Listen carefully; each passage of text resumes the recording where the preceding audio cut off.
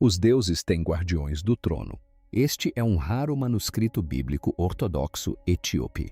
O livro de Enoque faz parte da literatura que tenta explicar isso. Neste momento, Mel Gibson está nos estúdios Cinita, em Roma, produzindo o que ele considera o filme mais importante de sua vida.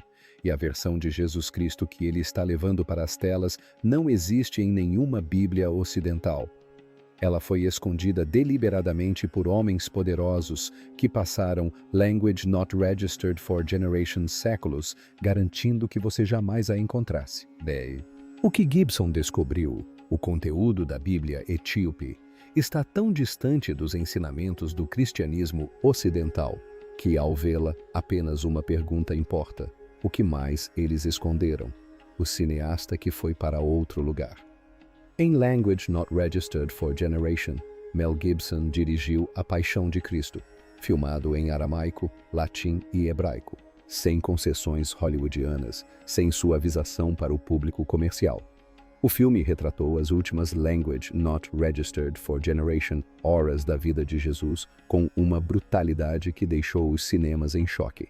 A flagelação, a coroa de espinhos, a lenta e agonizante marcha rumo ao Calvário. Os críticos o consideraram excessivo. O público considerou-a a representação mais implacável do sofrimento de Cristo de sempre, comprometido com o cinema. Com um orçamento modesto, arrecadou mais de Language Not Registered for Generation milhões de dólares em todo o mundo, tornando-se o filme para maiores de Language Not Registered for Generation anos, com a maior bilheteria da história americana por quase 2 décadas. Mas Gibson afirmou repetidamente, publicamente e com insistência, que o filme contou apenas a primeira metade da história. Há mais de Language Not Registered for Generation anos, ele vem desenvolvendo uma sequência. Ele a chama de projeto que o assombra, algo do qual não conseguiu se afastar, mesmo quando Hollywood tentou enterrar sua carreira. As escrituras judaicas ocasionalmente fazem referência a seres sobrenaturais. Agora, o título oficial é A Ressurreição de Cristo. 2 partes. Distribuição pela Lionsgate. Orçamento estimado em dólares americanos. Language Not Registered for Generation milhões. Produção em andamento nos estúdios Cinecittà, em Roma. A primeira parte estreia na Sexta-feira Santa de Language Not Registered for Generation. A segunda parte chega, Language Not Registered for Generation dias depois, no dia da Ascensão. E a visão que Gibson descreveu para este filme não se parece com nada que o cristianismo ocidental já tenha apresentado nas telas. Em uma entrevista de Language Not Registered for Generation para o National Catholic Register, Gibson disse que o filme não seguiria uma narrativa linear.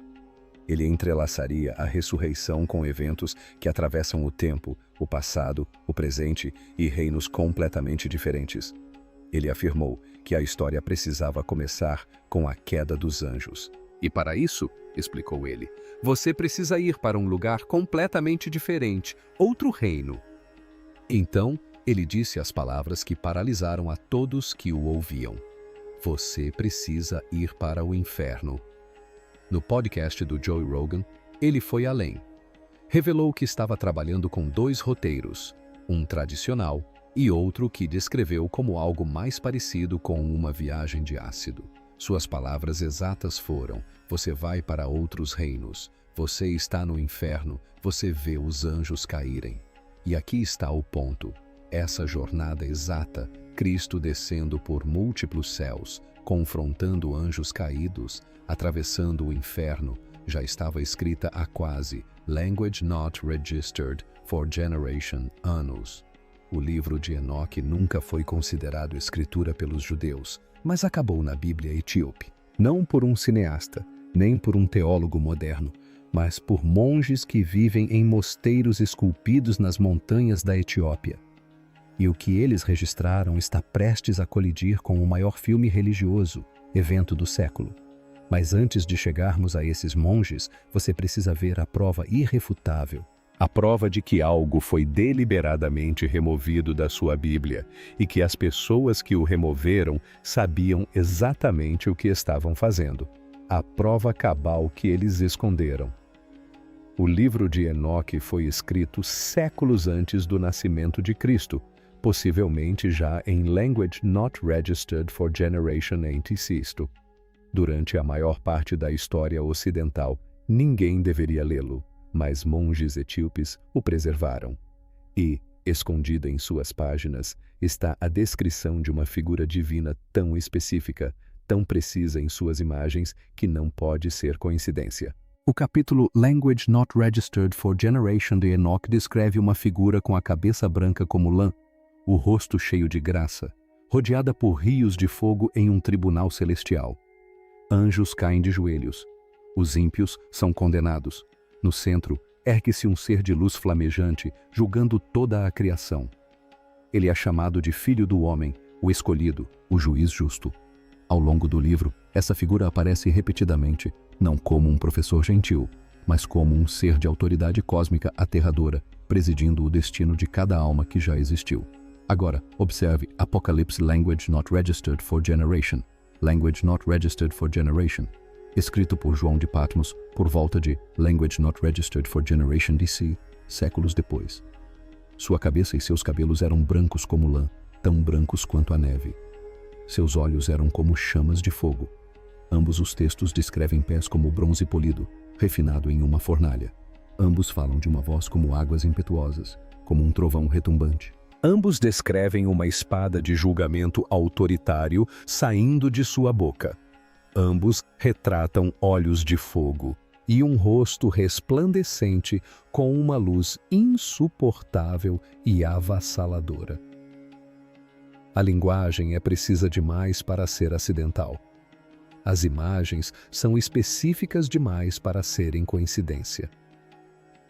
O que aparece em Apocalipse pode não ser uma visão nova, mas o eco de algo muito mais antigo, cuja origem alguém não queria que você rastreasse. O Dr. George Nicholsberg passou décadas na Universidade de Iowa produzindo o comentário definitivo em inglês sobre o primeiro livro de Enoque. Quando colocou os dois textos lado a lado, Enoque e Apocalipse, ele disse que os paralelos eram inegáveis e que o peso dessa constatação levou anos para ser totalmente absorvido.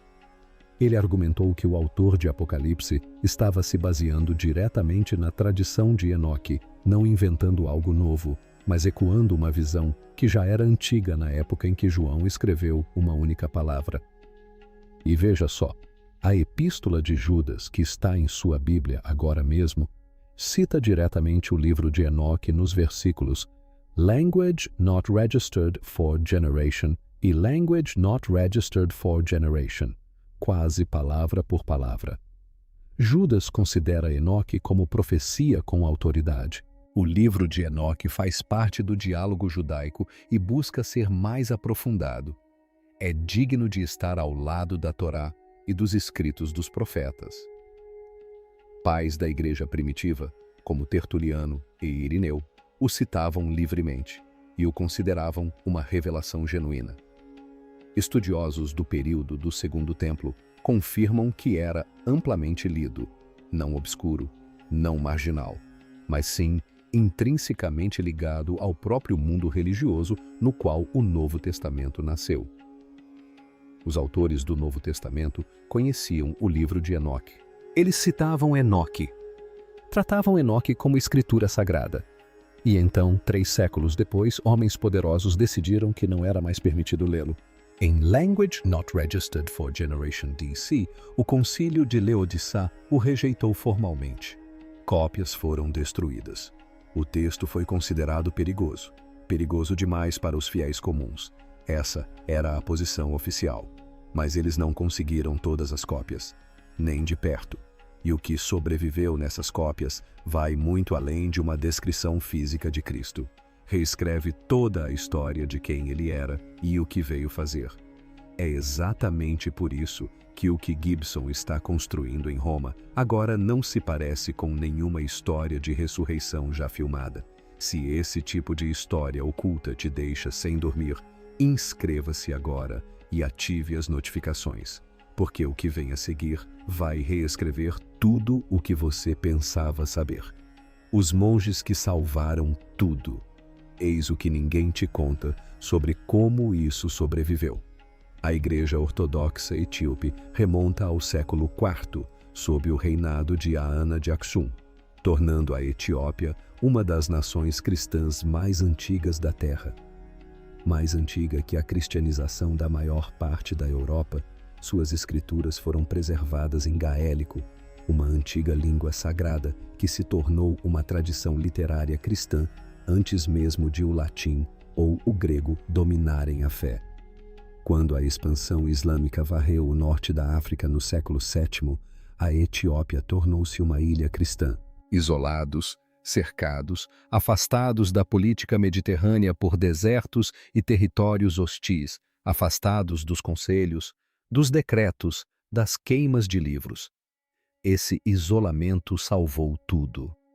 O cristianismo etíope jamais participou dos expurgos teológicos que remodelaram a fé em todos os outros lugares. No alto das montanhas Tigray, em mosteiros esculpidos em penhascos íngremes, acessíveis apenas por cordas e com as próprias mãos, os monges simplesmente continuavam copiando, geração após geração, século após século. Sentados em salas escuras iluminadas por lamparinas a óleo, misturavam tinta de minerais e plantas, preparavam pergaminho com peles de animais. Cada manuscrito levava meses, alguns anos. O trabalho curvava suas costas e prejudicava sua visão, as mãos apertadas em torno de penas de junco, moldando cada caractere da antiga escrita gaélica com meticuloso cuidado. Mesmo assim, faziam isso porque acreditavam que o que estavam preservando era a revelação divina, não livros proibidos, não ideias perigosas. A verdade exatamente como sempre a souberam.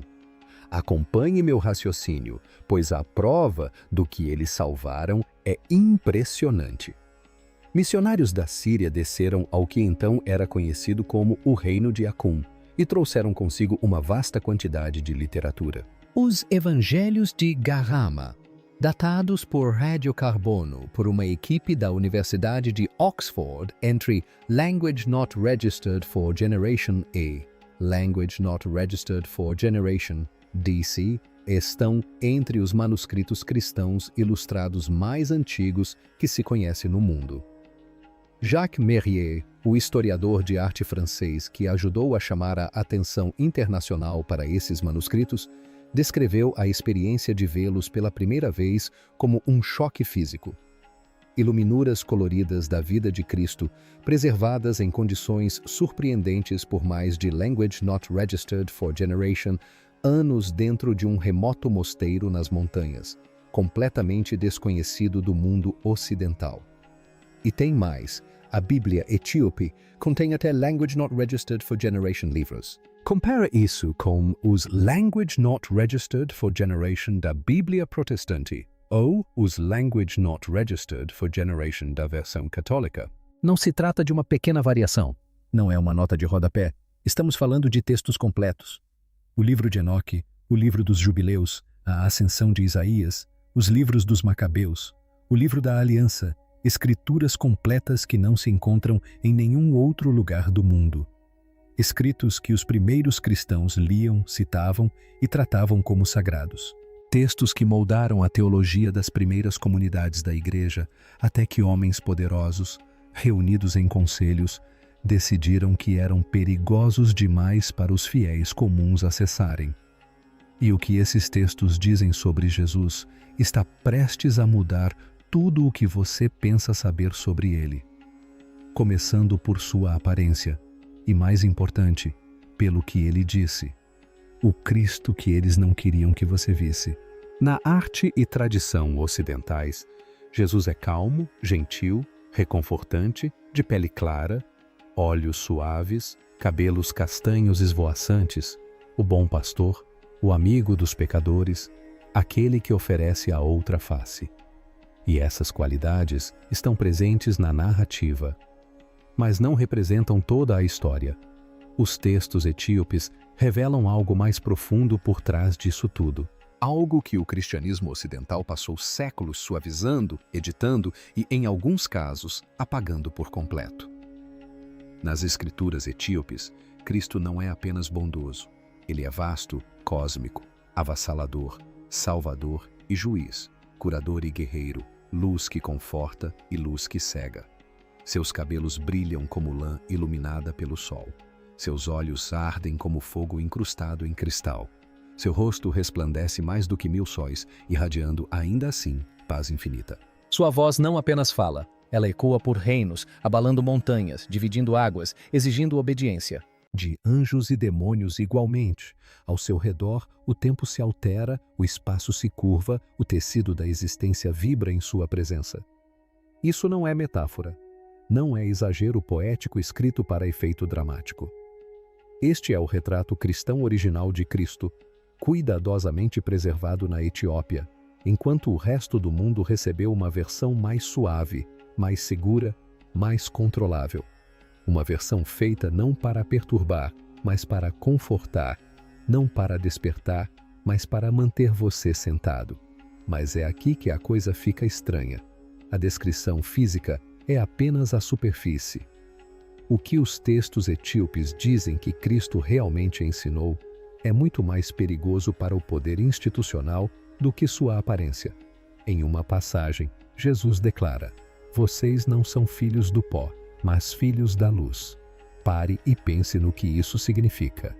O cristianismo ocidental tradicional martela uma única mensagem: a humanidade é caída, pecadora, imperfeita, formada do pó, dependente de intervenção externa para a salvação.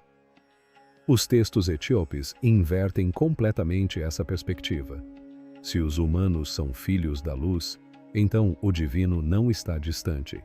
Ele já está vivo dentro de cada alma. Enoque, e particularmente a cópia de Enoque que se encontra na Bíblia etíope, que aliás reflete a Bíblia original, pois a Bíblia etíope é a mais antiga. A salvação não é um dom distribuído por sacerdotes. É um despertar para o que já existe dentro de você.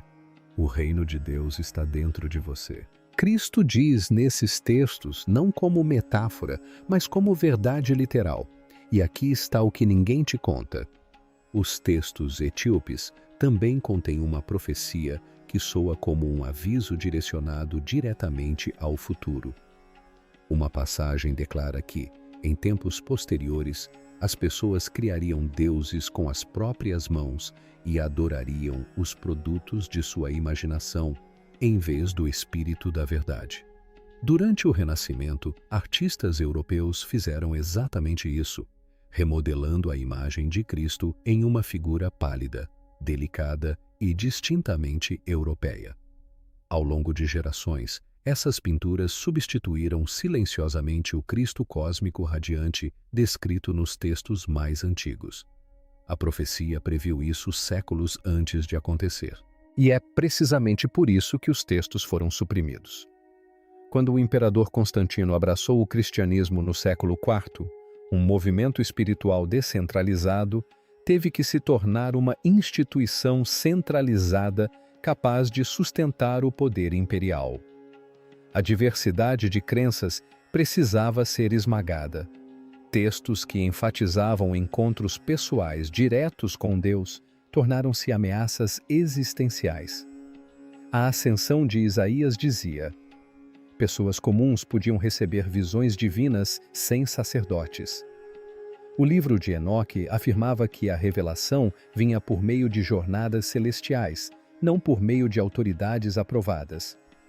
Os ensinamentos etíopes sobre a luz divina interior diziam que a salvação não exigia rituais religiosos ou sacramentos institucionais.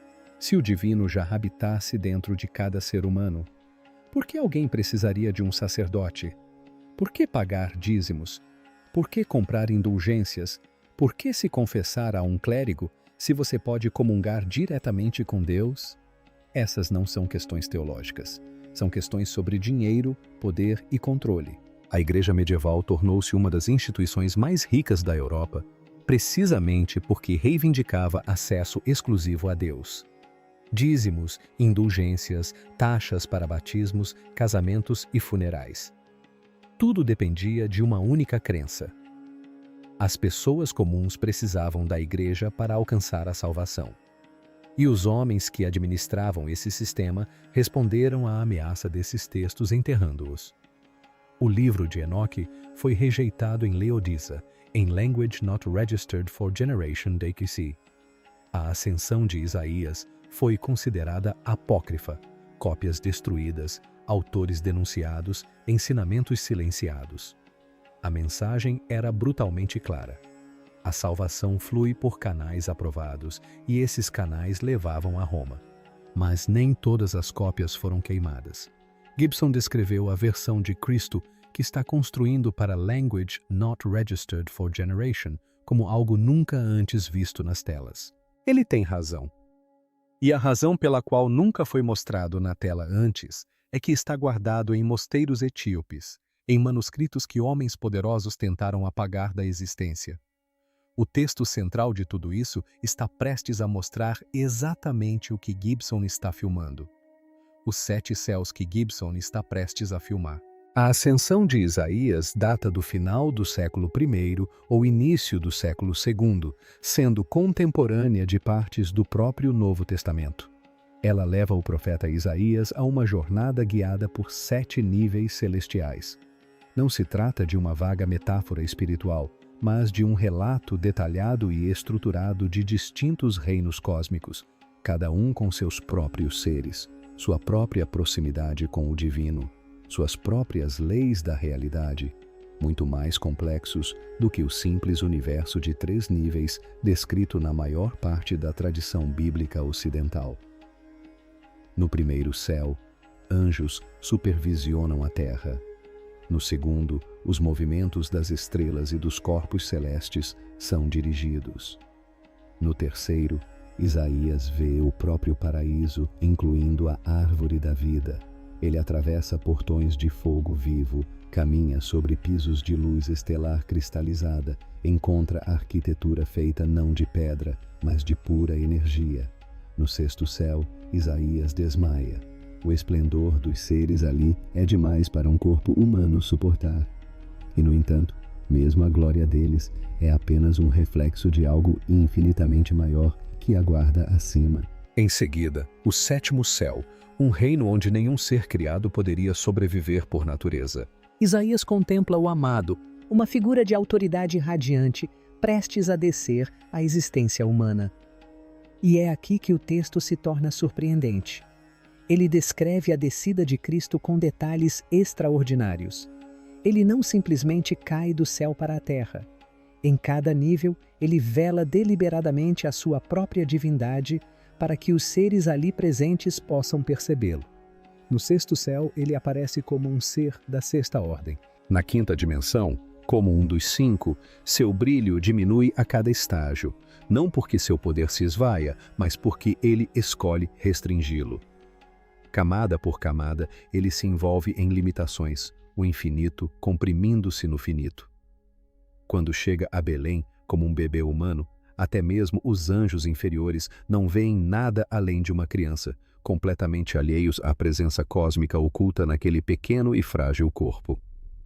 As escrituras judaicas ocasionalmente fazem referência a seres sobrenaturais. Somente Deus Pai e o Espírito Santo reconhecem quem ele realmente é. Todos os outros seres da criação foram enganados, não por malícia, mas pela magnitude do seu sacrifício. A crucificação, nesse contexto, não é apenas uma tragédia humana, é uma ruptura cósmica. A própria fonte da vida experimentando a morte, remodelando brevemente a estrutura da própria realidade. E a ressurreição não é meramente um corpo retornando à vida. É o ser mais poderoso que existe, reivindicando toda a sua glória ilimitada após ter confinado voluntariamente esse poder à carne humana. Todas as camadas de limitação são arrancadas, todos os véus são removidos, o brilho pleno é liberado. Não gradualmente, mas de uma vez só. É o seguinte: Quando Gibson disse a Joe Rogan que queria mostrar Cristo transitando por outros reinos, observando anjos caírem, descendo ao inferno, a ascensão de Isaías já havia traçado exatamente esse caminho quase language not registered for generation anos antes. Gibson não está imaginando algo novo. Ele está recuperando algo antigo, algo enterrado especificamente para que você jamais fizesse essa conexão. O original jamais se perdeu. Estava apenas à espera. A palavra viva.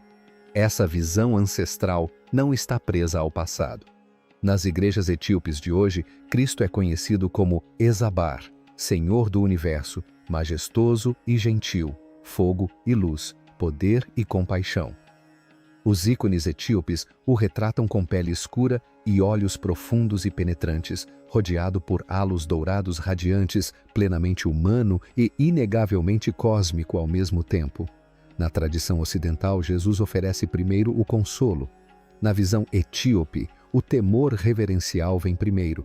Reconhece-se a magnitude de quem está diante de nós. Depois vem o consolo. E veja só, nos manuscritos etíopes, os milagres de Cristo não são atos de bondade, são restaurações da ordem cósmica. Quando ele acalma a tempestade, o vento reconhece seu Criador e silencia. Quando ele caminha sobre as águas, a água se lembra da voz que a chamou à existência e o eleva em reverência. Quando ele cura os enfermos, não está tratando os sintomas. Ele está restaurando a criação de destruição ao seu projeto divino original.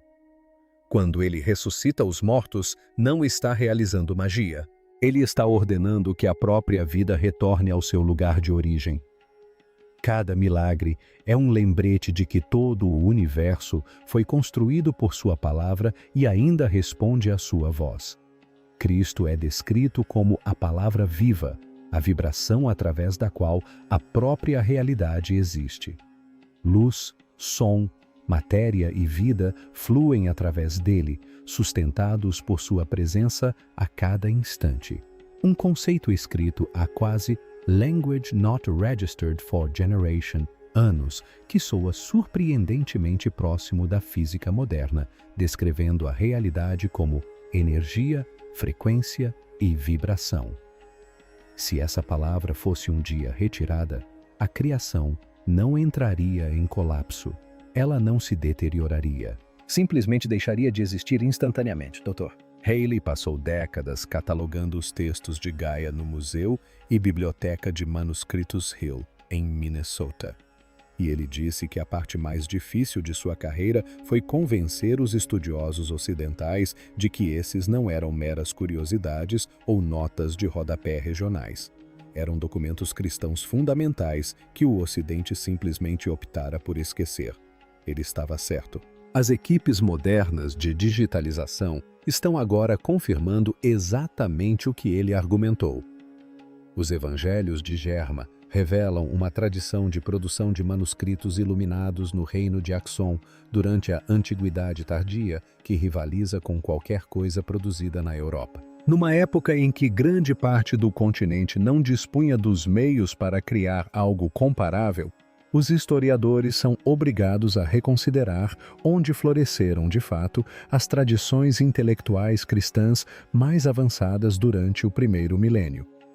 Acompanhe meu raciocínio, pois é aqui que o filme de Gibson e a tradição etíope convergem de uma forma inegável.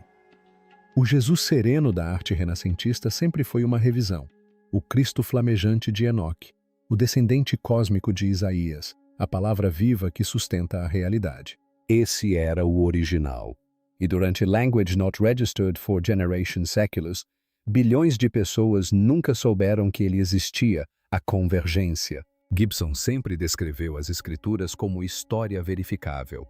Ele se declara abertamente um cristão profundo e afirma confiar plenamente na Bíblia. No entanto, a visão que ele descreve, Cristo transitando por múltiplas dimensões, confrontando anjos caídos e rompendo as barreiras entre o céu, a terra e o inferno, não provém da Bíblia ocidental padrão, mas sim da Bíblia etíope. Seja por ter se baseado diretamente em fontes etíopes ou por ter chegado às mesmas conclusões por meio de sua própria imersão profunda nas escrituras, a convergência é inegável. Se seu filme se mantiver fiel à visão que ele descreveu, o público, em Language Not Registered for Generation, não encontrará o Jesus ocidental familiar, mas sim um Cristo mais próximo da tradição etíope do que qualquer coisa que o cristianismo já tenha apresentado nas telas. Um ser de fogo cósmico e autoridade ilimitada que escolheu se esconder em carne humana, morrer na cruz, e então explodir de volta em plena radiância divina, remodelando a própria realidade no processo. Os monges que preservaram essa visão jamais imaginaram que um cineasta de Hollywood um dia repetiria suas palavras. Jamais imaginaram que estudiosos redescobririam seus manuscritos e que o mundo começaria a ouvi-los. Simplesmente copiaram, rezaram, confiaram. Por Language Not Registered for Generation séculos, mantiveram-se firmes. Homens anônimos em salas escuras, guardando uma versão de Cristo que a instituição mais poderosa da Terra tentara apagar, protegendo algo que acreditavam ser essencial para o mundo um dia. E agora, finalmente, sua história está prestes a alcançar o mundo. Se uma versão de Cristo pôde ser enterrada tão completamente a ponto de bilhões jamais saberem de sua existência, que outros textos estão guardados nos mosteiros de Clifface, aguardando para serem revelados? Deixe sua resposta nos comentários abaixo. E se você quiser estar aqui quando desvendarmos a próxima escritura proibida, inscreva-se agora e ative as notificações, porque há livros nesses mosteiros que fazem o livro de Enoque parecer um mero aquecimento. E estamos apenas começando.